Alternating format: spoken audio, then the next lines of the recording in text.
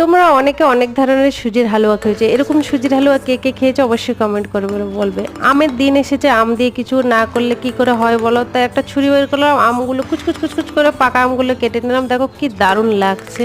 কুচু কুচু করা আমগুলো একটা মিক্সির জারে নিয়ে নিচ্ছে, আর ছোট ছেলে খাওয়ার জন্য ব্যস্ত, তো এখন মিক্সি করে নিলাম। দেখো একটা কড়াই বসিয়েছি, কড়াইতে একটু ঘি দিয়ে কাজু বাদাম কিশমিশ ভেজে নিচ্ছি লাল লাল করে। আবার ওই কড়াইতে ঘি গরম হওয়ার পরে 1 কাপ সুজি দিলাম, তার উপরে লবঙ্গ আর এলাচ দিয়ে দিয়েছি। তারপরে ভালো করে ভেজে জল দিয়ে দিলাম, ঝাড়ে রাখা আমগুলো ঢেলে দিলাম, তার উপরে ভেজে রাখা লাল লাল কাজু কিশমিশ দিয়ে দিলাম, তারপরে স্বাদ মতো লবণ, তারপরে স্বাদ মতো চিনি আর একটু ফুড কালার দিয়ে এই যে কি সুন্দর করে আমি সুজির হালুয়াটা করে নিয়েছি, ম্যাঙ্গো সুজির হালুয়া।